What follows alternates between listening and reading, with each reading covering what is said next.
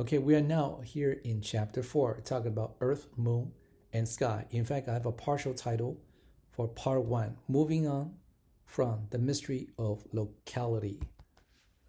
And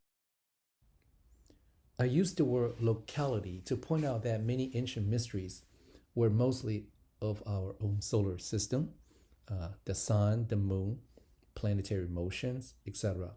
And by 1600s, the grand mystery began to unravel. In about 200 years of transitional period, we completely changed our view of the cosmos. It was a paradigm shift. Okay? And Copernicus, Brahe, and Kepler had did great work, leading up to Galileo and Newton to take our world into the new scientific era. Galileo specifically was telescope, observed more details, imperfections, more complexity, etc. So even just local observations, the world, the cosmos was already very complex. And of course, Newton started the rules of nature in rigorous physical principles and mathematics, specifically Newton's 3 laws and the law of universal gravitation, among many other advancements he did. Okay, we began to understand sky and planetary motions and seasons and so on. The world was no longer mysterious, mythological, mythical, but it was mathematical, physical, and principled. Okay, but from a modern point of view, whenever there is a breakthrough in scientific understanding, there are always more layers of mysteries uncovered because of deeper understanding. And here's an example: the discovery of Neptune in 1846. And after Newton, experts were becoming really good at calculating orbits of different planets. And someone realized that there could be some gravitational disturbances to Uranus from an unseen planet. And by the way, Uranus was already discovered by observation in 1781 by William Herschel. Okay, and then so because of that, Neptune was found. Now, this is an early, well-known example of discovery made because of a theoretical prediction, specifically because of using Newton's laws. Okay, now before this time, this capability was not possible. So not only our view had changed, our capability had advanced. To study the sky, we need a celestial coordinate for the sky. So let's use the system of latitude, longitude of Earth, which we already know, to help us build up the celestial coordinate. For latitude, okay, here, the equator is referenced to be 0 latitude. It is positive, upward in a northern direction. And the North Pole here is a single point at 90 degrees. Going south is negative. We often use expressions such as 30 degrees south for communication, but for doing calculations and such as programming as well, we need to use the formal number like negative so that we can do calculations for southern regions below equator. And hence this South Pole right here is 90 degrees south, but it's minus 90 degrees. And know that latitude circles do not intersect, but they stack on top of one another. And you can see that they get smaller as you move towards the pole. Okay, these circles become smaller circles. For longitude, you can think of these as meridians, lines of longitudes, but they have the same size and they converge and intersect at the pole. Okay, at the poles, at 2 poles right there. The 0 degree reference is so-called the prime meridian right here, and is referenced and set to 0 for this place, Royal Observatory in Greenwich, London. Okay, and interestingly, you can find many plaques and various marks of prime meridian over there if you ever visit London. Okay, so let's do an example with Rockville or DC at 39 degrees north. So let's say maybe around right here. This map is of course not very accurate, and so this will be 90 degrees north. and it's 77 degrees west of prime meridian. So England, London is about right here. And so you can see we move 77 degree westward, which is minus 77.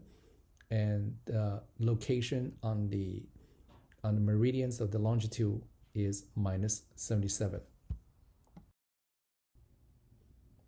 Often astronomers will be sloppy and use words like size, distance, but not meaning actual physical size or distance, like kilometers or parsec. Often they mean angular size, angular distance, without saying angular, okay? So it's kind of sloppy. It is very common, but still clear from the context. However, a beginner can get confused nevertheless, okay? So say the question, what is the size of the moon? And often they mean angular size. So what that means is visually, it looks to us about 0.5 degree angular size visually from the observational point of view. And angular size wise, the sun is of similar size. And this coincidence, this similarity in their angular size, how they appear to us observationally, enabled many myths, okay? But their similar angular size as observed is strictly a coincidence. Basically, astronomy uses only arcsecond, a very small measure of angle, because we are looking at distant objects that are just very small in angular size. And so let's study a little bit. Take a full circle. We know it is 360 degrees all around, okay? And you take 1 degree of it, okay, right here, and divide it into 60 parts. And one of that will be 1 arc minute, okay? So 1 arc minute is 1/60th of a degree. And then you further take that 1 arc minute right here, okay? And divide that into 60 equal parts. And that's how small that is, okay? That's 1 arc second. So 1 arc minute is 60 arc seconds, okay? And so each 1 arc second is indeed very, very small, okay? So keep in mind, other than the sun and the moon, human eyes cannot even tell if the sky objects are just dots, okay? So when we are looking at these dots or even farther objects using telescopes, we indeed are looking at very small objects of angular size, okay? Here's an easy example using the 2 stars of Big Bear, the Big Dipper, Merak, and Dubhe, right? So you can say what is their angular separation, and is about 5 degrees, okay? 5 degrees here. In reality, the 2 stars can physically be many light years apart in reality. But from our visual point of view, their angular separation is only about 5 degrees. And you might hear astronomers say, distance between Merak and Dubhe is 5 degrees, which means angular distance, not actual physical distance. Okay, a question. The angular size of your finger or arm's length is about 1 degree. How many arc second is that, right? So you should know, and if you do not know, you should go back to the previous slides and review them. Give you 3 seconds. Yes, it's 60 by 60. Remember, 1 degree goes into 60 arc minutes, and each arc minute goes into 60 arc seconds. So that 60 times 60 is 3,600 arc seconds. Okay, there are 2 celestial coordinates system that we're going to talk about specifically for this course. These are the common ones. I mean, there are others, but for the introductory course, we're going to talk about these 2. There is the local horizon system, in which we use altitude and azimuth. We have explained this before, but basically is for the local observer. So of course, is dependent on location and time. It depends on where the observer is. For example, an observer in Madrid will have a coordinate system fixed to him, and another observer, say in Sydney, will have a different altitude azimuth system fixed to her. Okay, all right. So it's just meant for local observation. But then there is the equatorial celestial coordinate, which is a fixed coordinate of the entire sky that will be agreed upon by all observers. Okay, and we will talk about this coming up. In the local altitude azimuth coordinate system, altitude is the angle you are looking above the horizon, and here's the horizon right there. And an object at your zenith is an altitude of 90 degrees, and because it is making a 90-degree angle with respect to the horizon.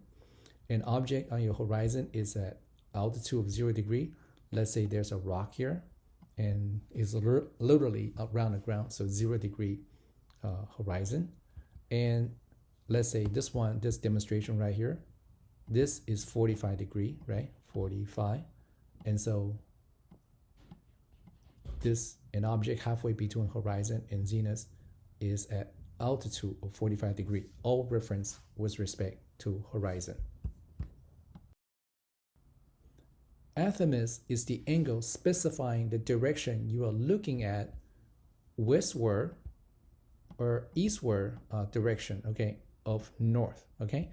And so to visualize this, you have to imagine an observer standing right here, and you are looking from his top view, right? So you're looking down on the observer, okay? And this observer will look towards north, and this is 0 degree, okay? North is referenced as 0, and he looks east, okay? He turns 90 degree towards east. This will be his azimuth, looking eastward, and then he looks towards azimuth of 180 degree, which is directly south, and then west direction is 270 degree azimuth, okay? And so again, you have to imagine looking at the observer from your top view, and this observer is looking 300 degrees all around, okay? And this is around the horizon, okay? Remember, the reference is to look around the horizon.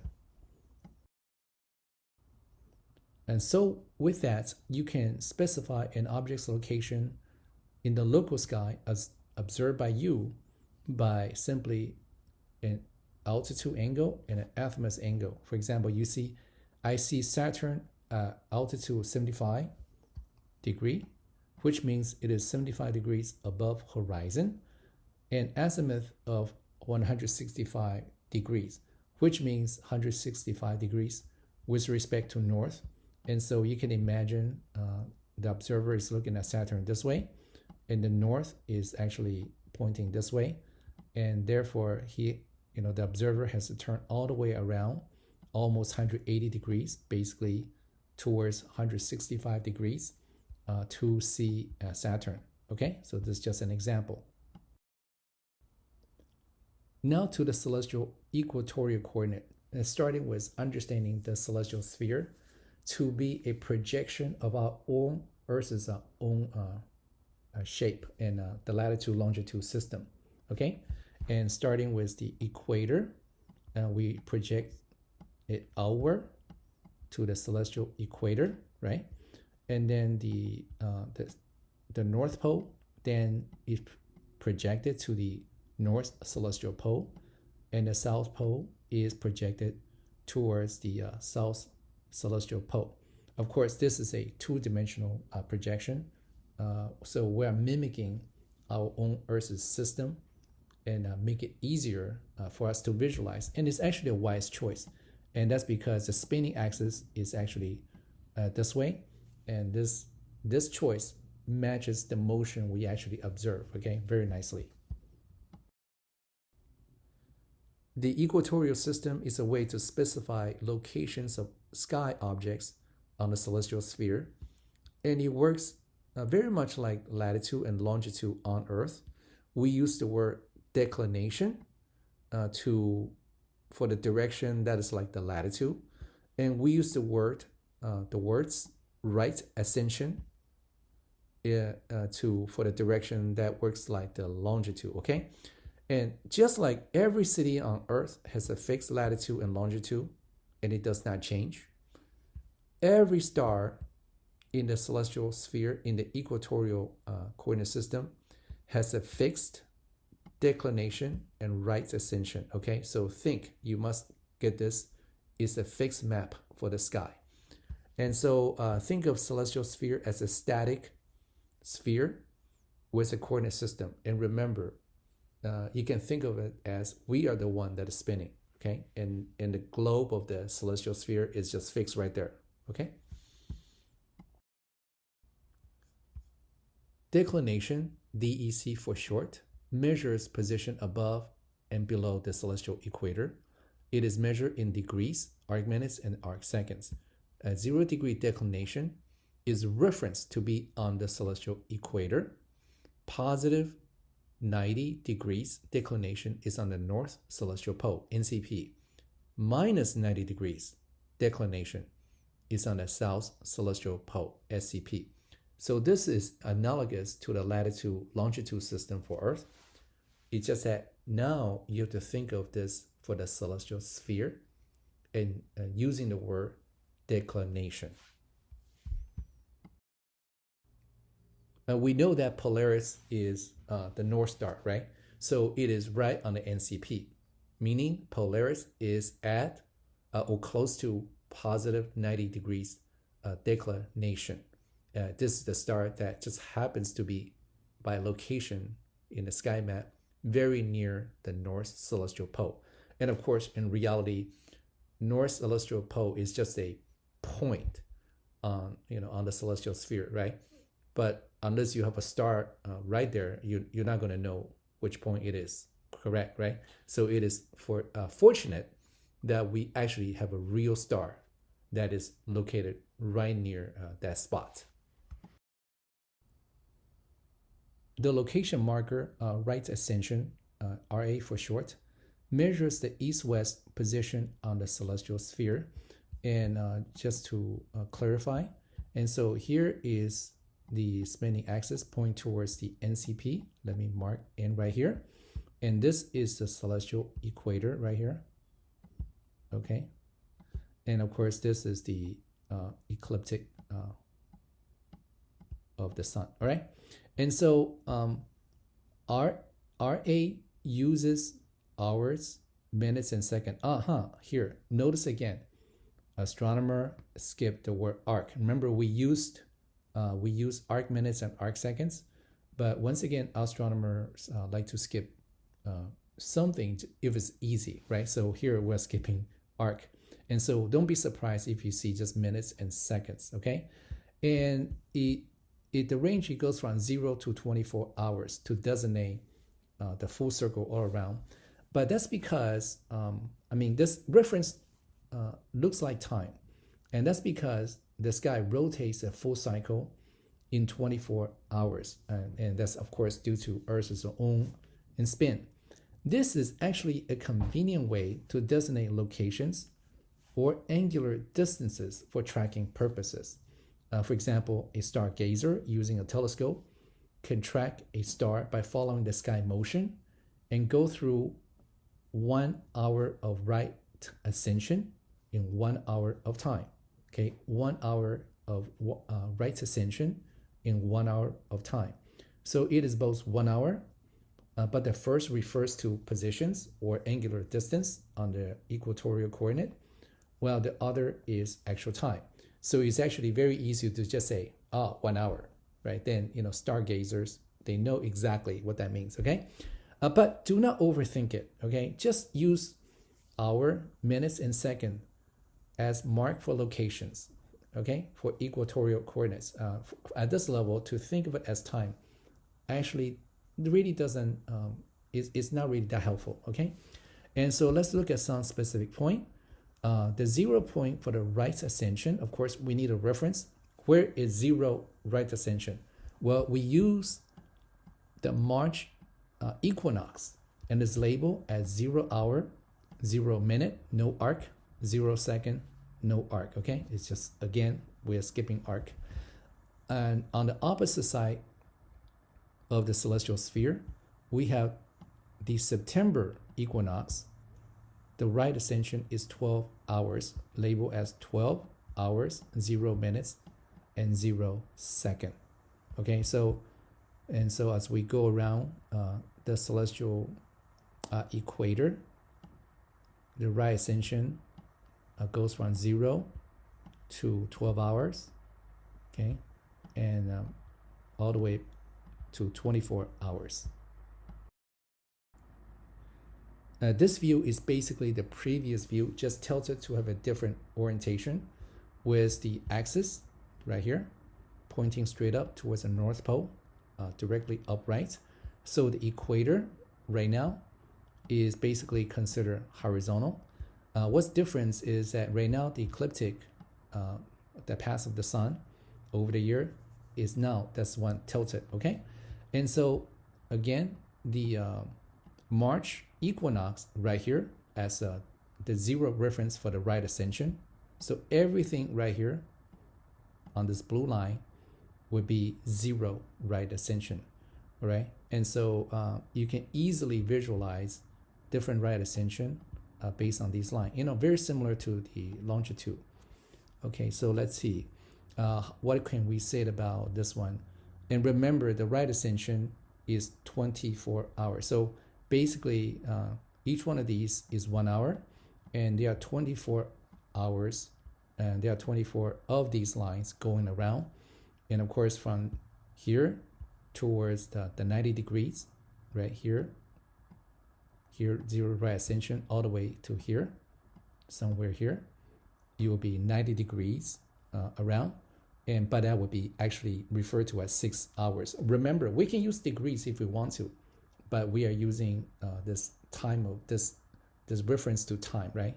But it's really just a locational marker. And so let's look at this star here as an example. What's the location of this star that's marked on this illustration? Well, let's look at it. The right ascension of 0 going 1, 2, 3, 4, 5, right? We move 5 lines along. So this is the right ascension of 5 hour, okay? What about declination? I'm just making a guess. It looks like about 60 degrees. So the location of this object on the equatorial coordinates is 60-degree declination, 5 hour right ascension, right?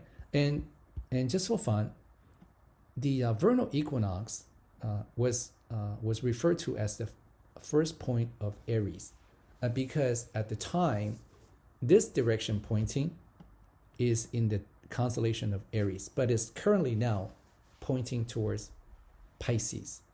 And do not forget that it's because we have this effect called precession. Okay, precession. Okay, let's see what else I can tell you. All right, except again, once again, this vernal equinox is the intersection of celestial equator and the ecliptic. Okay. Oh, by the way, I want to clarify that in the previous slide, I mentioned that the celestial coordinate is not going to change. Well, that is true in the sense that because the celestial coordinate, specifically the equatorial coordinate, is a projection of using our own Earth's orientation, right? So no matter how Earth wobbles in the physical reality, the celestial coordinate being a projection to us is going to stay fixed to us. It's going to wobble with us as well, right? To us, it's just a fixed thing. For example, the equator, the Earth's equator is going to map onto the celestial equator. And so if the Earth changes orientation, literally in the physical space, then of course the celestial equator from our view will change that with it, okay? But of course the physical background, because the Earth's orientation and the celestial sphere orientation has changed, let's say in 10,000 years. then of course the objects, the locations will shift a bit, right? Right? Because of this 26,000 years precession cycle. But in our generation, we're not going to worry about that, okay? I'm telling you this just for you to understand these things are going on. But for this course in our lifetime, it's fixed, okay? We don't worry about it, okay? Just keep that in mind. And so let's pound this into you. RA in declination is a fixed coordinate, and specifically, object's location on the celestial sphere will stay fixed, okay? Will stay fixed in our generations, okay? And well, of course, this is the purpose of using equatorial system with a fixed coordinate of the celestial sphere, okay? We are the one that is spinning around, okay? To summarize, altitude and azimuth of a local observer system depends on, of course, on the observer's location and time. It is specific to individual local observer. But RA and DEC are fixed coordinates and do not change, or at least not in a short time, okay? It changes slowly because of the Earth's precession. But specifically, let me point out, in Stellarian, you will see two sets of coordinates for the equatorial system, two choices, J2000 or to date. For this course, it's not going to matter. There are differences, but it's so minor that it's not going to matter to us. So just use either one. Okay, I think this is a pretty good, simple, but very good question to test your understanding. Which of the following locations is closest to the South Celestial Pole? Now, I want you to think about this before pressing on to the answer. Pause this video and think about it for a few seconds. Okay, this question tests how much you understand the celestial equatorial system and the explanation for declination and right ascension, okay? So you have to understand what is the South Celestial Pole. We know it is minus 90, but minus 90 what, right? So you have to understand which angle we're talking about. Well, if you have studied, you should know that we're talking about 90 degrees declination. And so the right ascension at this moment does not matter. You're looking for a number that's closest to the right, to the declination of 90 degrees. And therefore, it is B, because of declination of minus 88 degrees. Okay, so questions like this, they are simple, but they really test whether or not you understand the basic information. This is going to be a long but very important slide explaining some very basic facts, so bear with me. In previous lectures, we discussed that the heavenly cycle is definitely related to us human beings on Earth, right? Well, the physical reality is that Earth is orbiting around the sun with a tilt of 23.5 degrees for the spinning axis, and that spinning axis points towards the NCP. And I want to point it out, in the physical reality, as Earth orbits around the sun, that tilting remains in the same direction. It doesn't go around doing weird things. Okay? The tilt creates many effects simply because of geometry, positioning, and basic physics concept. And this includes season, solstices, and equinoxes, shifting of polar positions up and down throughout the years, variation in length of day, time of sunset and sunrise, locations of sunset and sunrise on the horizon, and really a lot more, all because of the single factor tilt. And I also point out here, our current language is still northern biased, okay?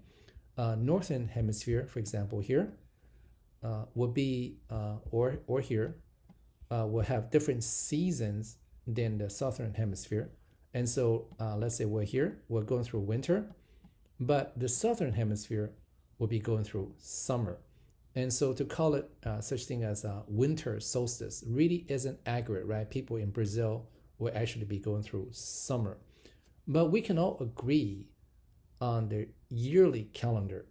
So we can use the month and call it December solstice, March equinox, June solstice, and September equinox. In that case, it will have no confusion. But even because I'm just so used to it, I still call it winter solstice, and I just cannot help it at times, okay? And also the exact instances of these events can vary slightly just because of natural astronomical variation. For example, in some years, the March equinox, instead of on March 21st, as we think we always know, sometimes it can occur in the early morning of March 22nd, simply because of a possible variation of a few hours pushing the instance into the early morning of March 22nd. So that's possible, okay? So have a little flexibility in thinking and know that variation can occur. And so let's go through the yearly cycle, but from the northern hemisphere point of view. So this might be long, but it's something I want to explain to you. And so here, going from the fall into this position, we're moving into a winter, okay? The thing that you can see is that the axis, the pointing, this spinning axis is on the dark side, right? It's tilting away from the sun, okay? Tilting away. And observationally, the sun will be lower in altitude as we move towards dead of the winter. And finally, the sun reach winter solstice position is the lowest position possible. Okay, but if you look on the other side here, okay, it is the opposite, okay, for the southern hemisphere. And that's why to call it winter solstice, it just makes no sense, because the southern side is actually going through summer, right? So that's why I say let's call it December solstice, okay?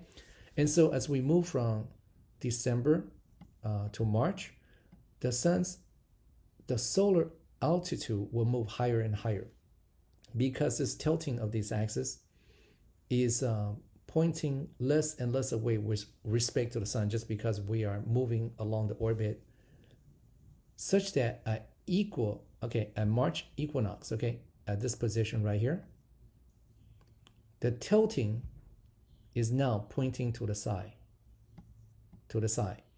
Is neither pointing to or away from the sun.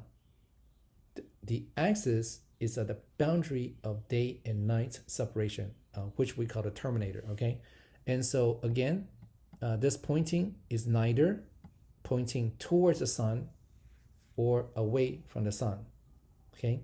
And this is why every location on Earth gets one half of daytime and one half of nighttime. And that's why we call it equinox. And we have said numerous times that this is where the ecliptic intersects the celestial equator.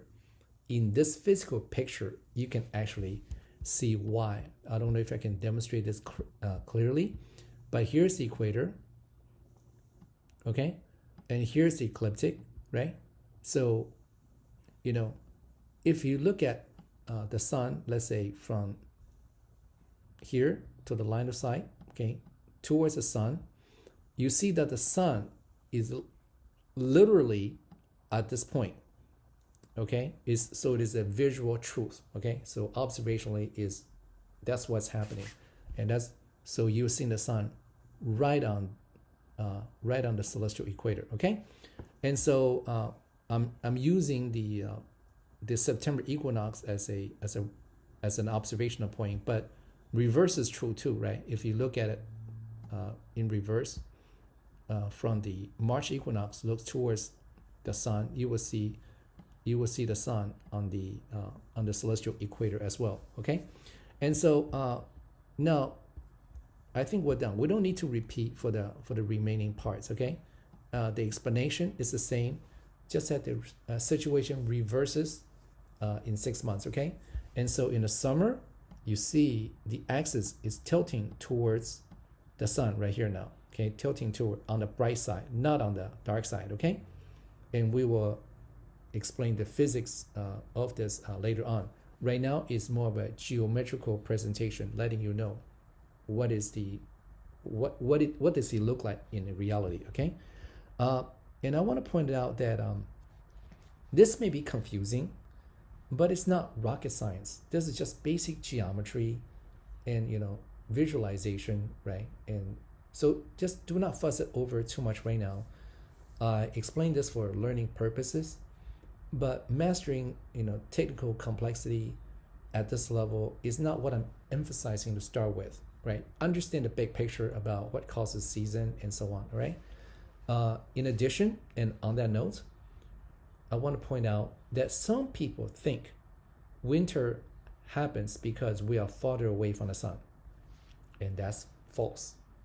It is because of the tilt, and we will explain that very soon. Now, think about that.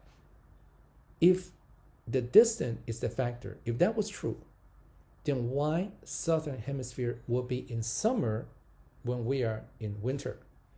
If the distance consideration is true, the entire Earth should go through the same season, right? So that argument alone tells you it is not the distance. In addition, in reality, in December, for us, for the northern hemisphere, the entire Earth is actually closer to the sun. And so a Brazilian might think, oh, that's the reason. But for us northerners, it cannot be the case, right? Because we're actually going through the winter when we are actually closer to the sun in distance. Boy, that was long, but here it will be easier. This is a generic view for the equinox, but it's the same for the March and September equinox. And nominally, sun rises east here and sets west right there.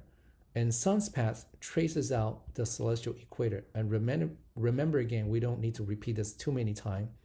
For an equinox, the sun lies right on the celestial equator, okay? And so as we spin, the sun will rotate with the entire sky, being fixed at the point on the celestial sphere, okay, appearing to circle around the celestial equators exactly.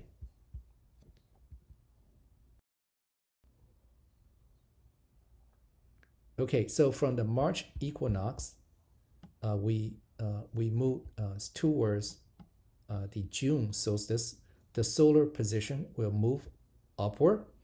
The daily circle, the daily cycle will move higher and higher until it reaches the highest position, and that's the June solstice. And here, sun is at the highest position possible, okay? The sun is at the highest position possible. Sun rises north of east. I mean, it is still east, but you can see this rising position has shifted in the northern direction from the previous positions. So right now, sun rises north of east. And of course, sunrise and sunset position have changed also because the entire path has shifted up, okay? And here we have long days and short nights.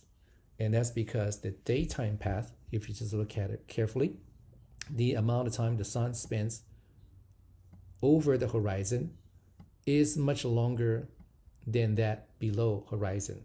Okay, so that's just easily seen visually. So we have long days and short nights. And again, the dashed line here, this is the celestial equator. From the previous slide, the sun will trace out this position, trace out the celestial equator at the equinox. Okay, so now we don't need to repeat the explanation exactly. Just know that the sun then will reverse direction, moves towards down to the September equinox, but which is the same effect as the March equinox. and then down to the December solstice. Again, same explanation, except in reverse.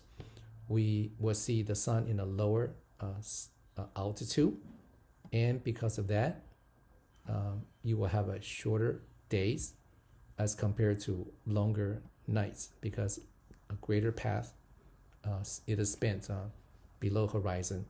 And of course, the sunrise position is now a move southward direction, right? South of east.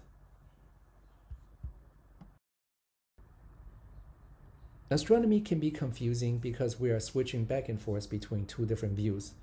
And here, this is the physical view to explain the connection of season to the tilt, specifically for the winter season for the northern hemisphere. Okay, and so let's look at it. This is the tilt right here. Again, we know that's 23.5 degrees, and this is the equator right here. The ecliptic is here. Okay, that means the sun is right here. Okay, that's the sun right there. And there's this line right here. You can see separating the daytime and the nighttime. This is called the terminator. And we point out here, we see Arctic Circle, Tropic of Cancer, Equator, Tropic of Capricorn, and the Arctic Circle. They all have some commonality, and that is the connection to the tilt. Okay, let's look at the Arctic Circle right here. And you can see during this winter time, the axis in this region, actually entire region, is behind the terminator. So in darkness, okay, behind the vertical line. And so this is where you will see complete darkness during solstice. Okay, of course, later on, as the orbits on and move away from this position towards a spring, lower part of the Arctic Circle will begin to see more and more sunlight, right? And the situation changes. But for now, one definition of the Arctic Circle is the boundary. Okay, this white line right here is the boundary right here. Is the boundary within which you will experience complete darkness, at least for one day. Literally, like, at least for one day, you will be in complete darkness and you see no sun. But the opposite is true for Antarctica, in complete daytime, okay, at the same time. And so if you are clever, you know that the situation will reverse in 6 months. So you can also define the Arctic Circle or Antarctic Circle not using the darkness, but using daytime. It's exactly the same, okay? And so let's look at the Tropic of Capricorn, specifically for the December solstice. Why? And that's because if you are a person, just look at the Tropic of Capricorn right here, the one below right here. So if you are a person, let's say there's a city in Brazil, São Paulo. Okay, we will see directly, right? Just from the location you will see the sun directly overhead at zenith. All right. And just by looking at this, okay, just think a little bit. Anyone below the tropic would never be able to see sun directly overhead, okay? And so the tropics can be defined as the boundary or regions where you have the opportunity to see sun directly overhead at zenith, okay?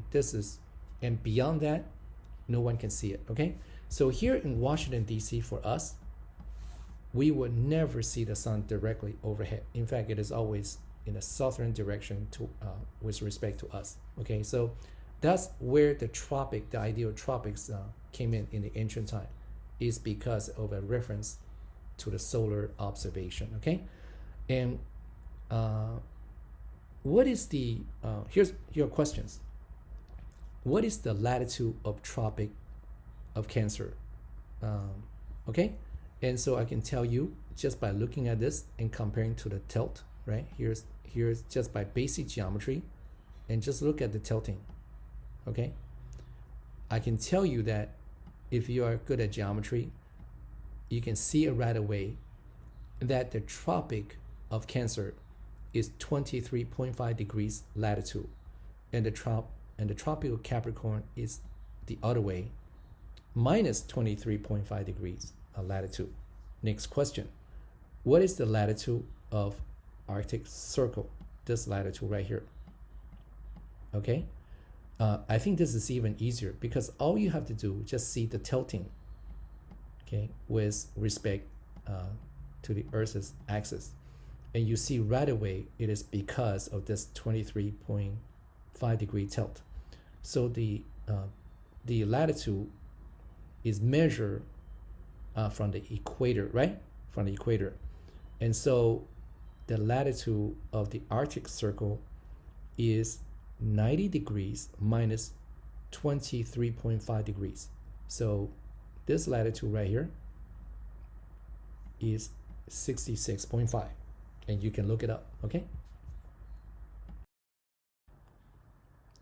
It is the same explanation for June solstice with the tilting towards the sun, okay? Just the reverse situation. Right now, it is the northern summer, okay? And let's draw this terminator again. Ecliptic is here, and the sun is right here. And so we don't need to repeat all this thing about the tropic Cancer and all that. The geometry and all that is the same, except right now we are in reverse situation, and the axis is pointing towards the sun. And I want to point out here, you see this is the surface of the northern hemisphere being exposed to the sun as compared to the southern hemisphere, right? Only the small part that's being exposed to the sun. And so the northern hemisphere is getting much more sunlight, much more energy, and therefore it will be hotter. And that's why it is going towards, it's becoming summer, right? And so this tilting explains the rise of season, summers and winter and so on, okay? And so, but right now, notice that it is the tropical Cancer that we're going to pay attention to, okay? In the previous slide, it is the Tropic of Capricorn, but right now the situation is reversed. Right now, it is a person, okay, on the tropical Cancer that's going to see the sun directly overhead, okay? So right now, the situation switched from Tropic of Capricorn to Tropic of Cancer. But in general, people in between these two regions, okay, in between this region, the tropics, will see the sun very high up, directly overhead.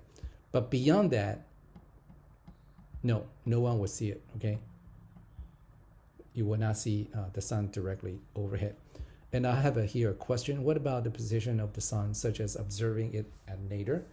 And this is just for you to think about what is the sun doing in terms of the daily cycle, and then the few days before and after this instance, you know, how is the sun changing its position with respect to your observational point of view, okay? It's really just a way for you to think about these things, you know.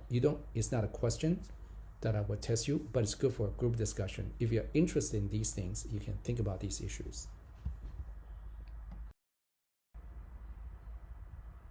Okay, here we are giving you a physics explanation of why we have summer and winter. Before, we are giving you the geometrical connection about this orientation leading to summer and winter.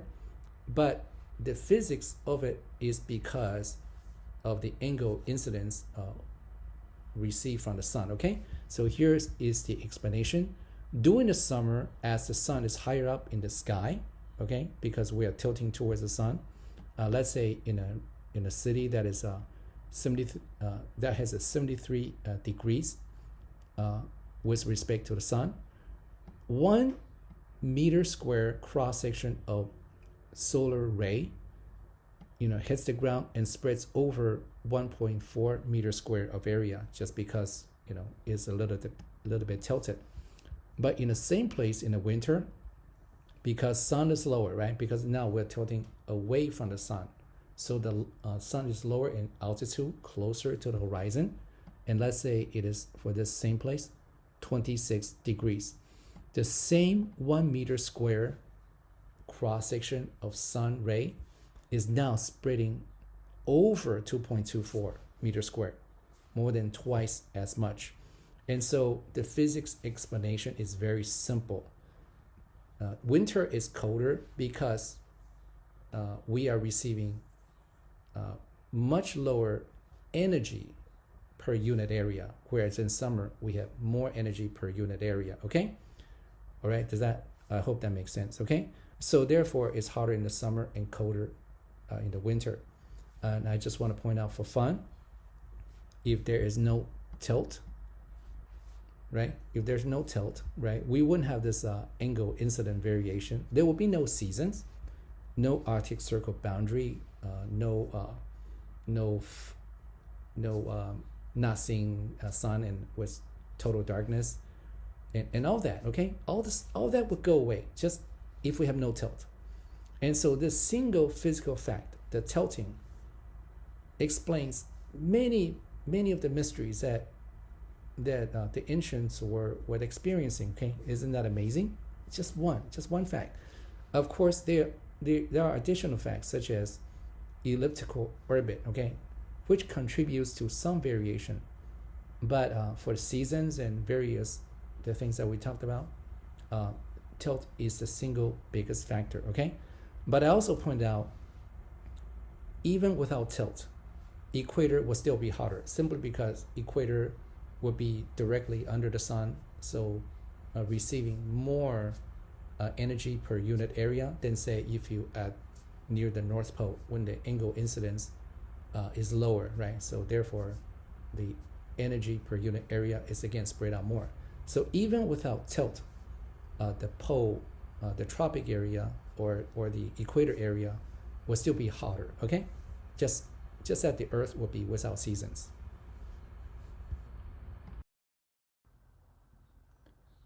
This slide is to give you a perspective of the Arctic Circle in the context of the geographical or geopolitical map. These information are abundantly available. You know, living in this information age is great. I really enjoyed it. There's so much you can read and enjoy. Okay, but let's look at this. This is in blue dash line is the Arctic Circle, and you see many cities inside here. Right, Canada has many cities inside this Arctic Circle, and they will see complete darkness. Okay, but here is an example: Anchorage, Alaska, right here. Anchorage, Alaska will not see that. Okay, it's outside the Arctic Circle. This is also from Wikipedia, basically saying that the Tropic of Cancer is the most northern boundary where you can still see the sun directly overhead, and beyond which you cannot. And I just pointed out the ancients have known this. Although I'm not asking you to fully master this, let's go through this again, but quicker, because this is just so fundamental to us. Okay, so in the winter, okay, the axis is tilting away, the axis is pointing towards the NCP, and it is on the dark side. Observationally, the sun will be lower and lower in altitude, and then eventually moving closer to the lowest point possible. And at that point, we will have winter solstice. But remember, it is the opposite for the southern hemisphere. And so I've said this before, let's call it December solstice. Now, as we move from December to March, the sun's altitude will move higher and higher because the tilting orientation is changing, being less and less pointing away with respect to the sun. So at March equinox, the tilting is to the side, neither pointing or away from the sun. Okay, the axis is at the boundary of daytime and nighttime separation. Every location on Earth gets exactly half daytime and half nighttime. And that's why this is the equinox. And this is where, from the celestial sphere point of view, this is where the ecliptic intersects the celestial equator in the physical picture. And this is because the line of sight, okay, as you look at the sun, you will see that it completely coincides on the celestial equator directly. You can just visually see it, okay? And now we do not need to repeat for the remaining these part, okay? So it's just a quick review. And so remember the season come out because of the tilt. It's not because of the distance to the sun, okay? Stellarium is really a great application to let you play around and be an observer at different locations on Earth, right? So if you have a creative mind, you can really try to see different effects from different locations. And this is just a snapshot of the midnight on the June solstice at the North Pole in 2017. Now we are coming down to two very important concepts to do fundamental astronomy: the concept of solar day versus sidereal day. A solar day is easily considered as the Earth's rotational period as defined by the position of the sun in the sky and the time between successive passage of the sun, such as through the noon sun, okay? Sidereal day, similar idea, except you're using the stars, okay? The idea is actually with a fixed background, but of course, the fixed background is dark, right? So we're really using star as a proxy for the background, for the fixed background, because we cannot see the background, right? So it's kind of funny, isn't it? We have to use a star as markers, okay? And so let's do a little bit of an animation here. So there's the sun, and then you rotate once, and that will be a solar day. And then next one, let's say you are looking at stars, and then you rotate once, and that will be a sidereal day. And I want to point out that in this illustration, the 2 days are exactly the same, okay? If everything is static, the Earth is not moving, the sun is not moving, if nothing is moving, then there's no difference between solar day and sidereal day. But that is not the case, okay? That is not the case. The sidereal day, okay, let's demonstrate here. Earth's rotational period as defined by the position of the stars in the sky. And of course, the stars are considered to be stationary.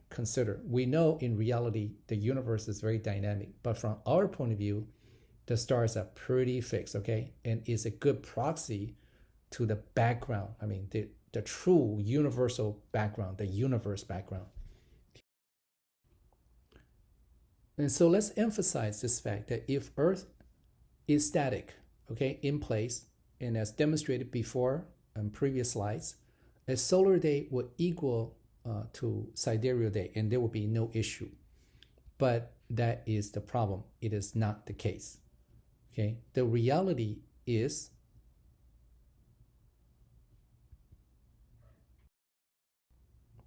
that Earth is moving around the sun. Okay, it's orbiting around the sun. Actually, Earth moves about 1 degree counterclockwise around the sun each day. Okay, now where do we get 1 degree from? This is interesting. Just for fun, we have 365 days per year, right? And the Earth goes around, and that is 360 degrees, right? So you just do that in your head. 365 days divided by 360 degrees. And it's very close to 1. I mean, it's a little bit more, but it's very close to 1, okay? And so, and this is really how the ancients decided on 360 degrees in a circle. Okay, so now let's do a little animation to show you what's going on here. Okay, so let's start out with the sun directly overhead. You see the sun at zenith. Okay, but now you're going to rotate. But notice the Earth has moved in its orbital position, right? The Earth is orbiting around the sun and has moved to a next position. All right, and so after one spin, 360 degrees with respect to the stars, the sun is not directly overhead. So to compensate for that, we need to spin just a little bit more past 360 degrees, right? 360 degrees plus a little bit more.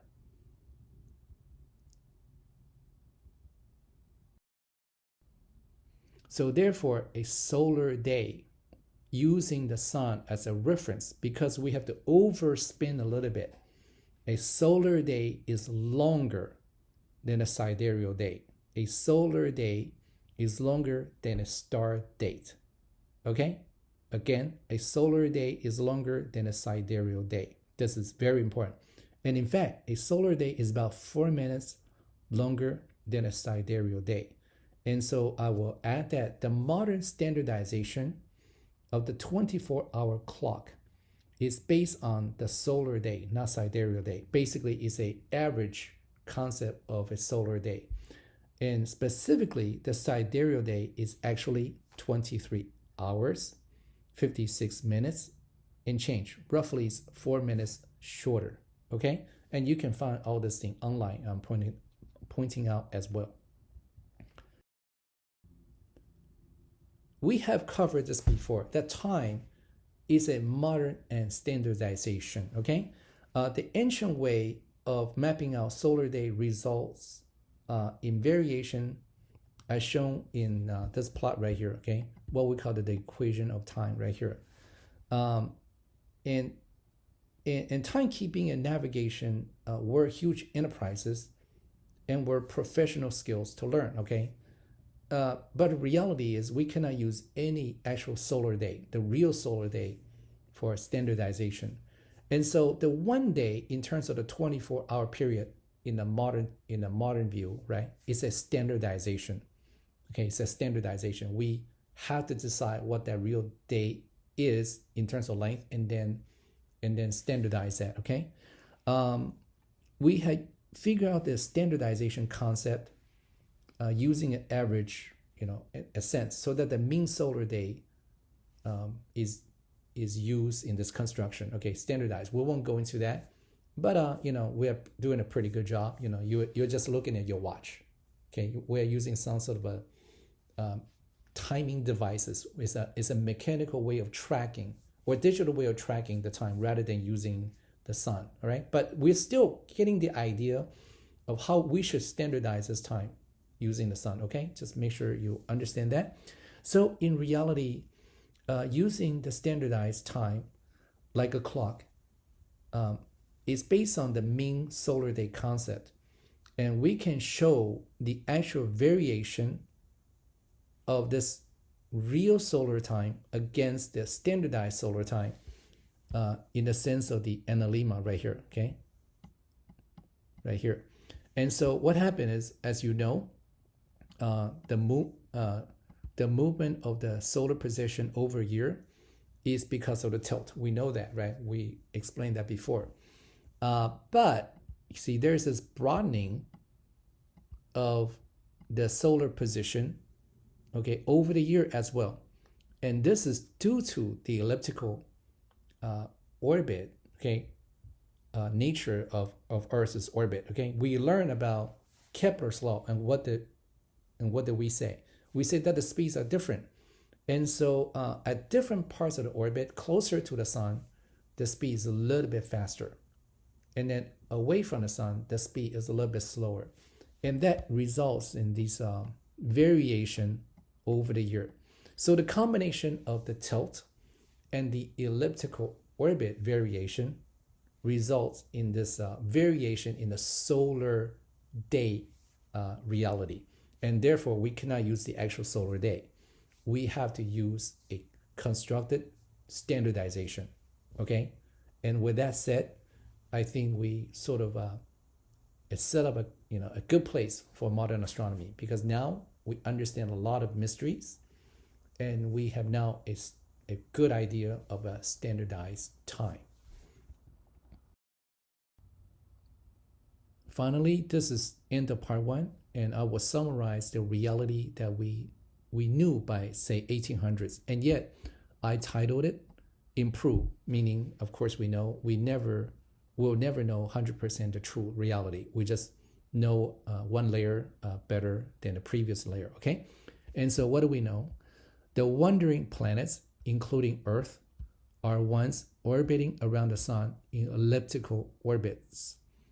Moon is a satellite of Earth, and there are other satellites around other planets, all right? And we talk about, we understand orbit, the spin, the tilt of the Earth, and of course, we know the long cycles of precession. The Earth's spin gives the appearance of the daily rotational cycle of the sky. The yearly movement of the sun through the ecliptic is due to the Earth orbiting around the sun. Seasons arise from the tilt of the Earth's rotational axis. Yearly orbit appears to be in sync with the yearly shift of the sky rotation. Tilt also contributes to the idea of tropics, Arctic circles, equinoxes, and solstices. Other complexity can be understood from effects such as elliptical orbits, precession of Earth's rotational axis, and etc. I mean, there's really a lot more. We didn't even cover really a lot more details. Okay, there's really a lot more dynamical effects that people knew even at the time. Okay, and of course, Polaris is the North Star of our generation, as it is closest to the North Celestial Pole point, and we are lucky to have that star in our time. This is the end of part 1, and you can pause the video and take a break. I had skipped the discussion of lunar phases for many years, but various students wanted to know more, so this has become a regular part of the semester lectures. But there's no deep science here, and you will see it is mostly about basic geometry and relative positioning.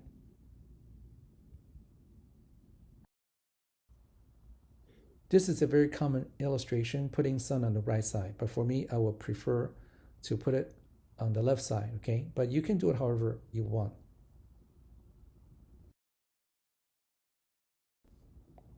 Now, I prefer this view, sun on the left. Now, you can view however you want, and the explanation is the same. So let's go through all phases here. We have the new moon, okay, the waxing crescent. In this illustration, this T is missing, but it's not my illustration. I just got it from somewhere else. First quarter, waxing gibbous, and you will see all of it in the first half is called waxing, okay? And then there's waning gibbous. Move on to the last quarter, into the waning crescent, finally back to the new moon. And so the second half is waning, and you can figure out all the answers about lunar phases from this diagram and see that it depends only on the relative positions of the sun, the earth, and the moon. And it has nothing to do with orbit positions and seasons. Repeat, nothing to do with orbits and seasons, okay? It is simply about how we view the shining part of the moon, and it's very straightforward, okay? The 4 phases are actually instances in time. Now I'm talking about the new moon, the first quarter, full moon, and the last quarter. When you talk about waning crescents or the waxing crescent and so on, these are actually changes, okay, in the phases of the moon. And so it's actually a duration, a period. But when you think about instance like new moon, it's really just one time, right? One specific instance in time. Just like when we say midnight, it's just one instant in time. At the moment that we reach new moon, well, the moon starts to go through crescent again, right? It doesn't stop right there. And so new moon is really just one instance in time. But for communication purposes, I don't want to be too fussy over it. I'm just telling you, this basic concepts, okay? But it's okay. Often we say new moon for the next few days because it's approximately true and it's easier for communication. The moon orbits Earth and returns to the same position relative to the sun in our sky every 29.5 days, approximately 30 days. And here's an important fact to know. Half of the moon is always illuminated by the sun, and half of it is always dark. But that is true for every object in the solar system, right? Like Earth and all planets. And the amount of illumination we see depends on the moon's position in its orbit. And so, half of the moon is illuminated. And so, how much of that illumination we see is what we see as phases of the moon, okay? And here is another statement. Each of the 8 phases is about 3.7 days. And that's okay. That's the way we can communicate and have a normal conversation. But of course, just in the previous slide, new moon is really just one instance in time. But if you want to define it as a period of 3.7 days in which is approximately new moon as a new moon period, that's okay too, just for communication. And so each quarter is about a week. And here is a common misconception, misunderstanding by many people, the dark side of the moon. Okay, so look at this picture right here. And you can see for new moon, which is a very good example, we are actually seeing the dark side of the moon, right? And that's why it's new moon. The other side we do not see is the illuminated side. And so many people often think the dark side of the moon is the side that we don't see. And that is not true, okay? Let's go through lunar phases, starting with new moon. Sometimes you can see the new moon because of the shine reflecting from Earth. So it's not entirely true that you cannot see new moon, okay? Sometimes you can see it. But right now, let's study the rising time and the set times. The easiest thing to understand is that because it is at the same position of the sun, okay, we are looking directly this way, and it's in the same line of sight as the sun. The moon rises and sets the same as the sun, right? At 6 a.m., it rises and it sets at 6 p.m. And so as we move, spin from here, crossing the terminator from the dark side to the bright side of the Earth, then we will see the rising of both objects, okay? And of course, here at noon, we see both objects at high position. And as we spin away from the bright side into the dark side, then it is setting around 6 p.m., right? Same time. These times, of course, nominally true, approximately true. There are variations depending on where you are, but these times are just, for references, roughly 6 a.m., noon, and 6 p.m. Few days later, moon will move into the waxing crescent phase, and we will see a sliver of the moon when the position of the moon is here, okay? And so let's go through the rising time again. So with the mark here, all right? That's the baseline in which we're going to see the moon. Okay, so as we move from across the terminator, we see the sunrise at 6 a.m., but not the moon, because the moon is actually right here. We have to go through here, okay, as we spin across this position, then we can see the moon, and that is 9 a.m. Of course, this is a high position. We're looking at the sun at noon, but we will see the high moon at 3 p.m. Later on, right? And then we're crossing again through the terminator to see the sunset. But it's not until we reach this point right here that we'll see the moon set at 9 p.m. So as you can see, it's all about relative positions and why you see what you see, and why you see a sliver of the moon and the crescent and so on. Now, I want to point out something that was a bit surprise to me when I started teaching about why many students getting the orientation wrong. Okay, so I want you to look at, as you observe the moon this way, okay? You're looking at directly at the moon. Which side is this? And which side is this? Just look at it.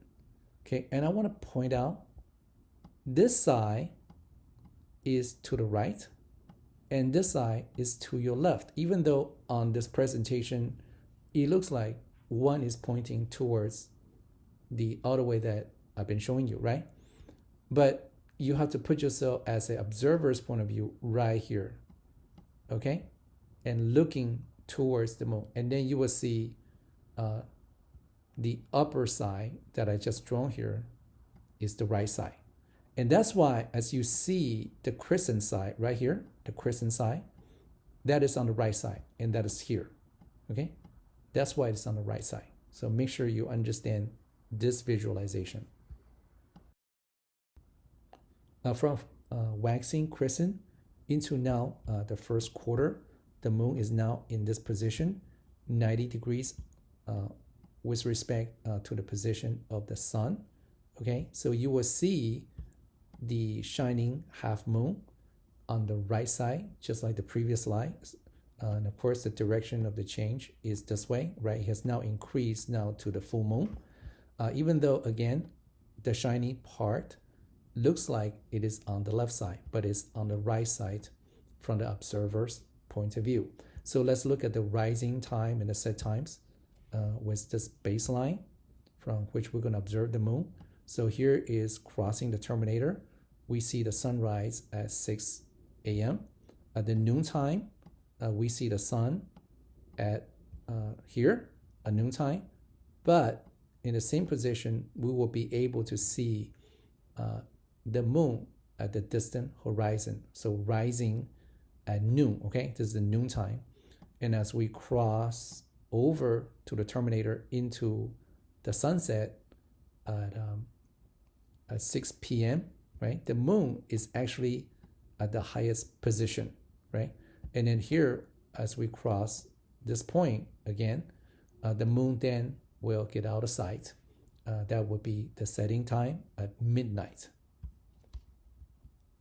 Okay, again, the direction is going from right to left in terms of changes. Okay, the moon moves into the waxing gibbous phase when its orbital position is at this point. And you will see right now a large part of the moon has been illuminated. Okay, so let's go through the spinning motion again. Here you see sunrise at 6 a.m. The noon sun, right? The noon sun. Okay, but you're still not going to see the moon. It's not until you reach this point, 3 p.m. with respect to our time, that you see the rising of the moon, 3 p.m. Okay, here you will see the highest position of the moon, and that is after sunset, right? Sunset is 6 p.m. I just skipped it, but it's 6 p.m. After 6 p.m., you will see here a 9 p.m. position. You see the highest noon position, okay?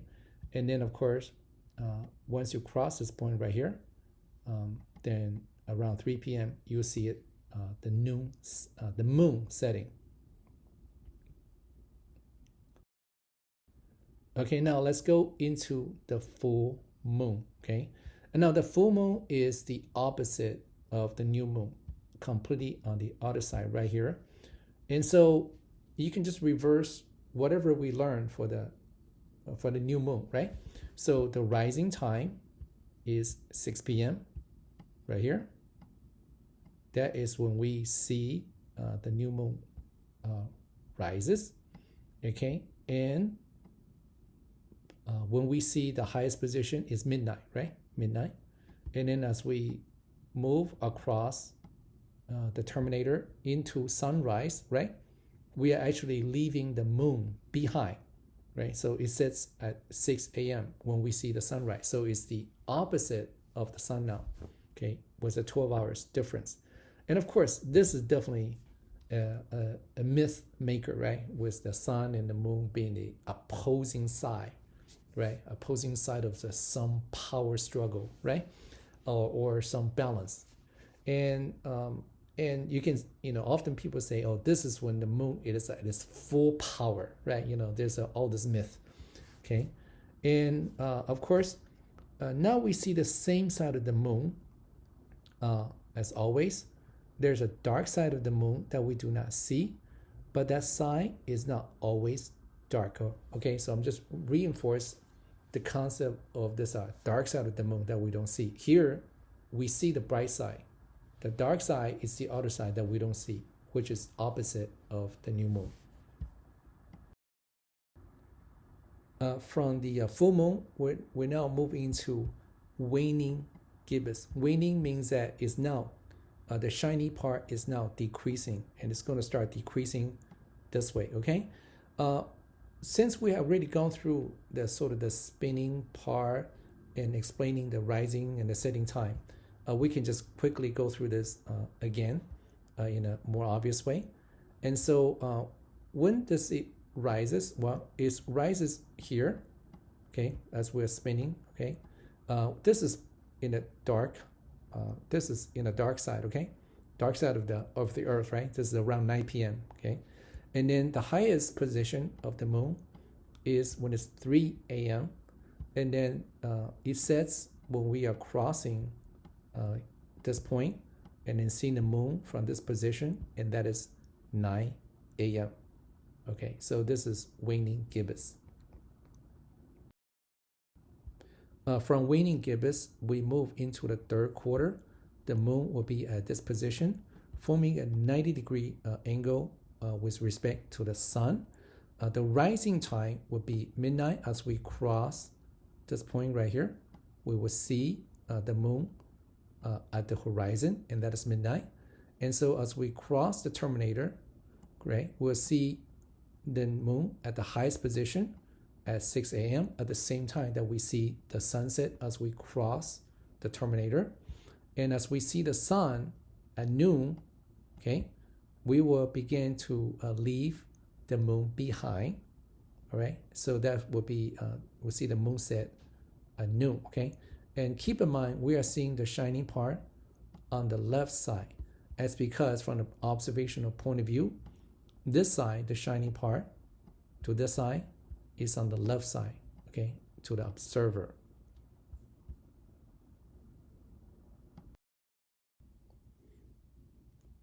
Okay, from the third quarter, we move to the waning crescent, and you see the moon at this orbit.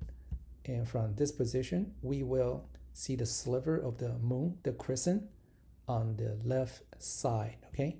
And of course, this crescent is going to continue to shrink. It's going to wane as the moon further moves towards the new moon phase, okay? But at this moment, we'll be looking at this position. And so by now, you really figure out the best way to do is, of course, to establish a baseline in which you will see the moon. And as you cross this point, you will see moon on the horizon rising. This is 3 a.m. And of course, we're going to cross the terminator and see the sunrise at 6 a.m. And then after that, you will see the noon. You will see the moon at the highest position at 9 a.m. After that, continue to spin forward. See the sun at the noon position. Here, right, once you cross over here, then you are once again leaving the moon behind, right, at the horizon. And this will be 3 p.m. This is where the moon sets.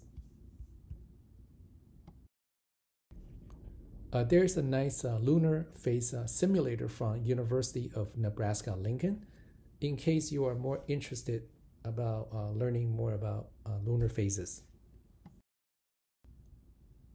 This table nicely summarizes everything we have just learned, nicely showing all the times for all lunar phases.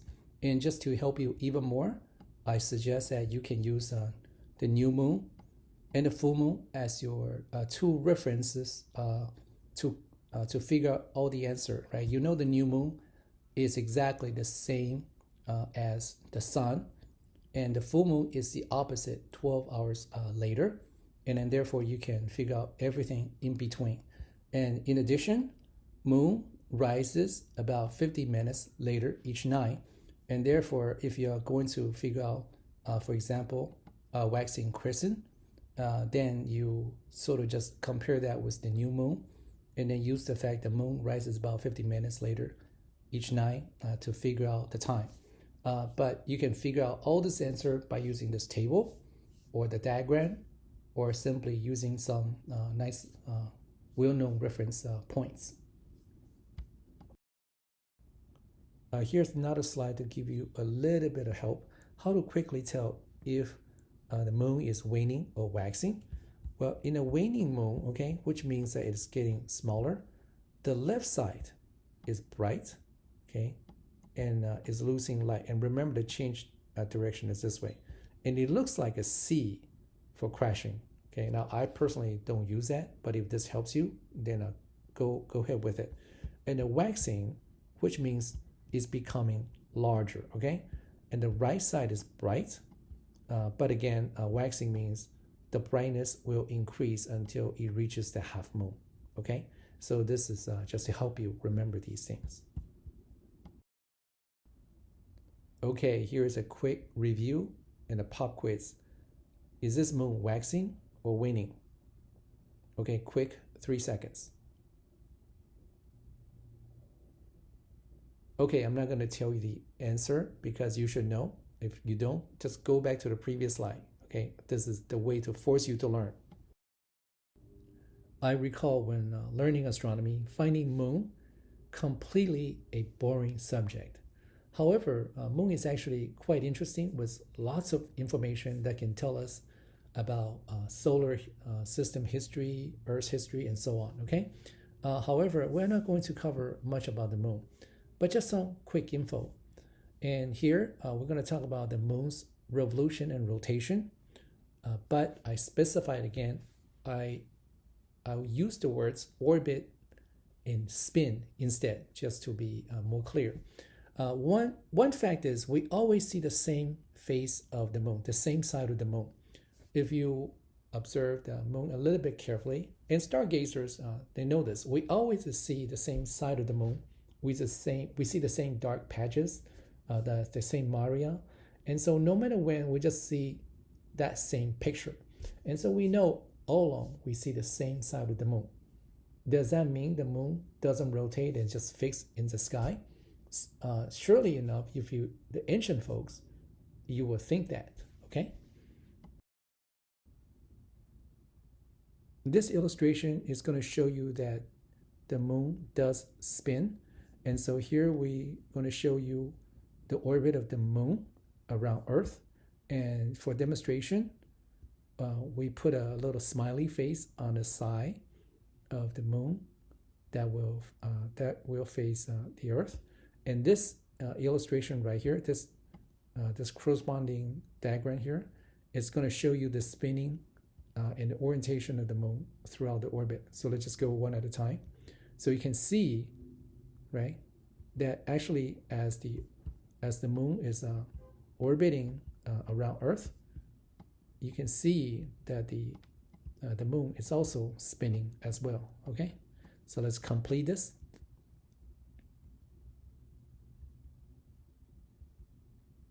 And there you go. And so right now, the orientation of the face is back to its original direction.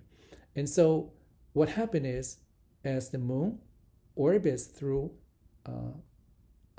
around Earth once, it also completes one spin. This phenomenon of the moon is called the synchronous rotation, meaning that the moon rotates or spins exactly once with each orbit. And this is why only one side is visible from Earth, okay? This effect is called tidal locking. These two objects are not perfectly spherical or with uniform density. Hence, there are variation in the gravitational fields, in the space. And the moon is sort of reacting towards that and locking itself towards a minimum energy configuration. If the two objects were perfect bodies, perfectly spherical with perfectly uniform densities, then this phenomenon would not exist because there would be no sense of orientation and differences, okay?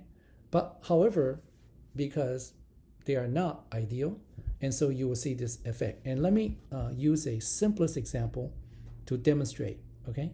Suppose, for now, that somehow there is a heavy iron ore or very dense rock on top of on the top part of the moon, okay?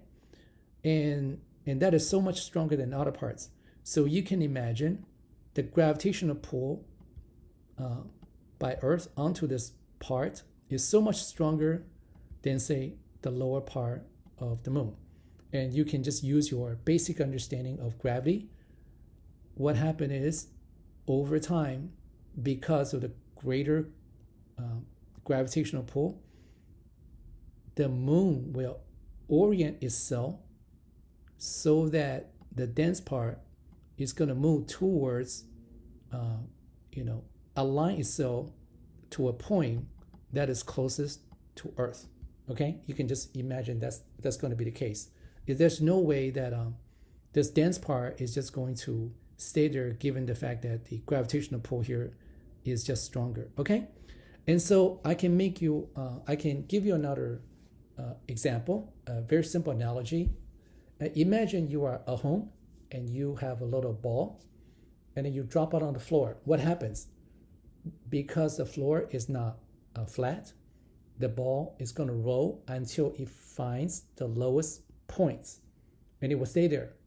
Okay, so this is what gravity does to objects. Okay, so objects under the influence of gravity is going to orient itself or relocate itself so that it reaches some sort of minimum state. And this is what happens to the moon, right? So once it finds that minimum state, then it will stay there. It will be locked in there, okay? Now, what about the Earth? Is Earth being locked by the moon? Well, the answer is no. Actually, not yet. If you just think about the Newton's third law of action and equal reactions, and maybe more advanced concepts such as energy and so on, it just has to happen. The issue is, Earth is just bigger, and therefore is a little bit slower to be locked in yet. So it is in the process, but not yet fully locked in. And if I remember correctly, it's going to take something like a couple of billion years before that happens, okay? So at this point, moon is tidally locked by Earth, but Earth is not tidally locked by the moon. Oh, by the way, I clarify that I'm presenting a lot of materials for you to learn, just to be complete and thorough as a science course, right? As an instructor, I do need to teach you material that is consistent, to be in a science course, right? I should not just teach you material so that you take some silly exam with some silly question and then pass with a B. That's just not the way a course should be. And so keep in mind, there's a difference between what I'm presenting to you versus the exam or test questions. They are really a little bit different. Exam and test questions actually are much simpler. The materials I'm presenting you overall, of course, seems harder because I want to be thorough and really let you know that you are learning some real science. Okay, so just keep that in mind.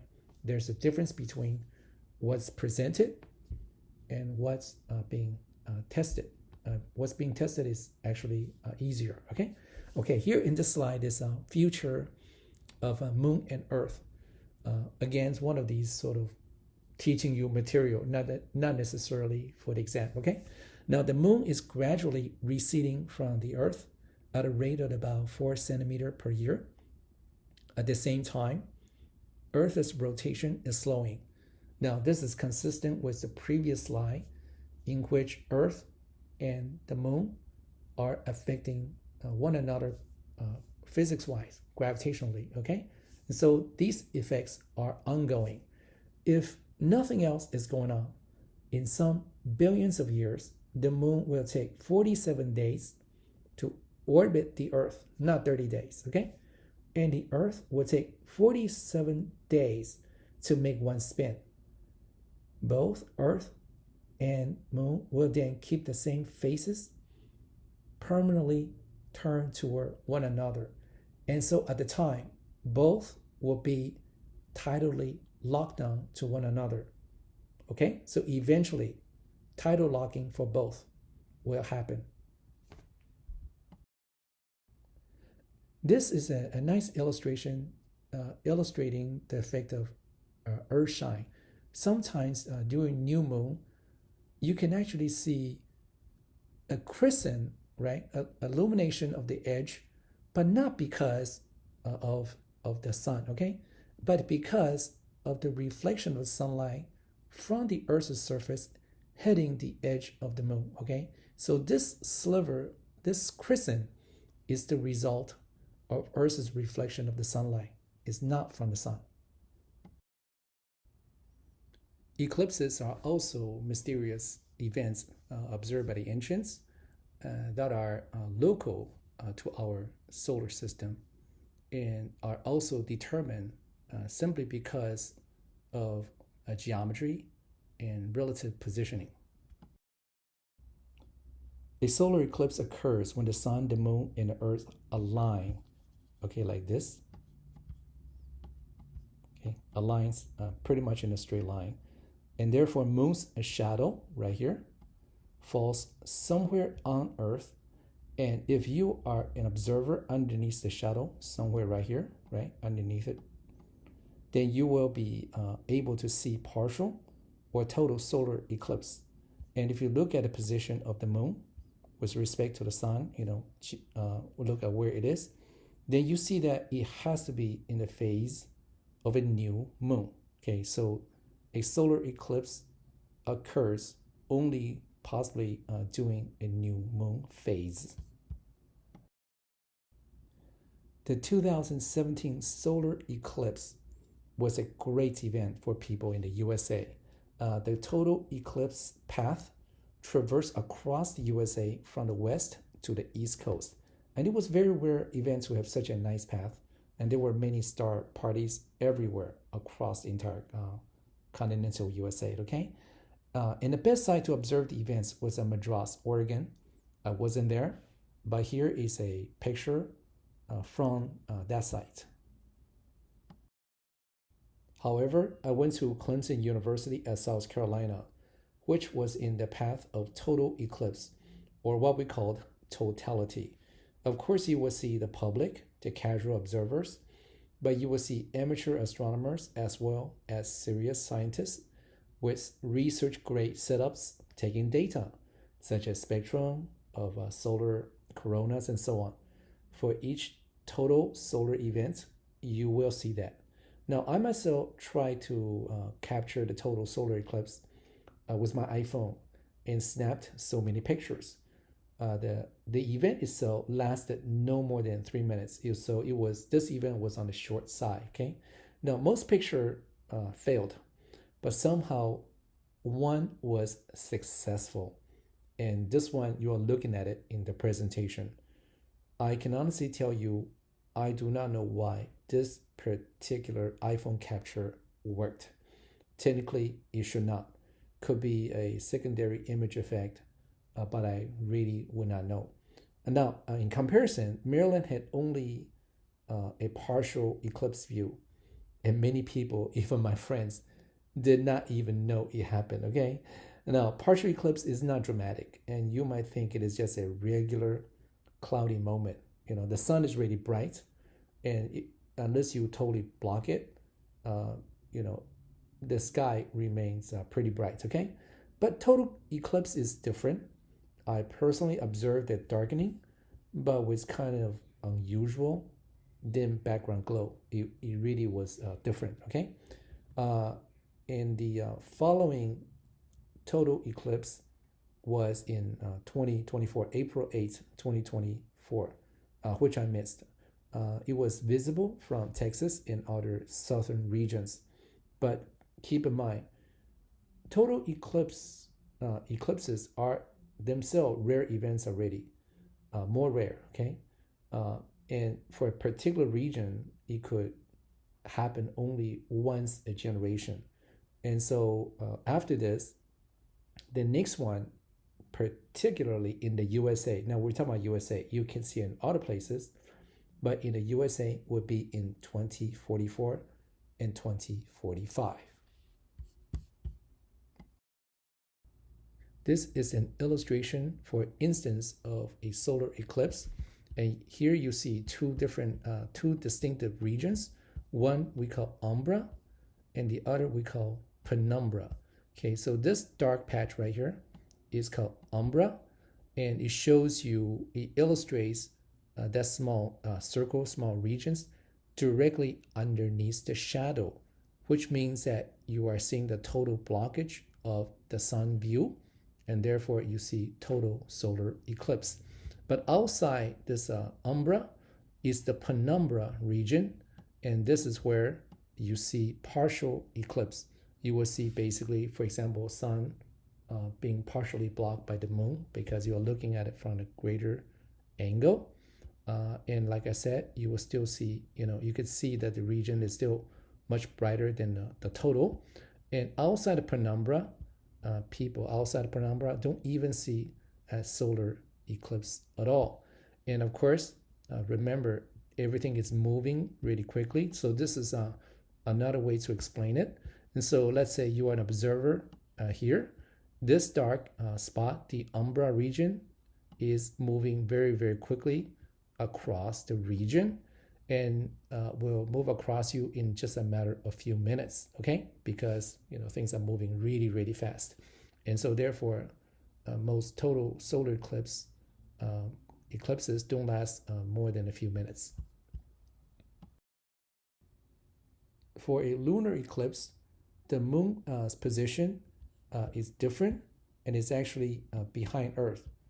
For the solar eclipse, the moon's position would have to be in between the sun and Earth right here, okay? But for the lunar eclipse, it has to be behind, and that's when the Earth's shadow falls onto the moon, right? So it is now the Earth's shadow being projected onto the moon, so we see this darkening region on the moon. And of course, if you look at the position of the moon on the orbit, on the lunar orbit, it is a full moon, okay? It is a full moon. So here's a question. Why we do not see eclipses every cycle, right? If in a new moon, the moon is between the sun and Earth, then you should see a solar eclipse. But in a full moon, when the moon is right here behind Earth, you should see a lunar eclipse, right? But we don't see that, hardly actually. Most of the time we don't see it. Why is that? The quick answer is that lunar orbit is tilted as shown in this illustration. What that means is the moon for most of the time is actually below or above the ecliptic plane. Another way to say it is that the lunar orbit is not coplanar with the ecliptic plane. But visually, it simply means that most of the time the moon is above or below the plane, okay? And so what happened is the moon is gonna orbit around Earth, and it's gonna cross the plane and dips below the plane, and then comes out, and then maybe cross the plane at one point, comes out, and repeat this, okay? So it's intersecting the ecliptic plane at 2 points, and these 2 points are called nodes, okay?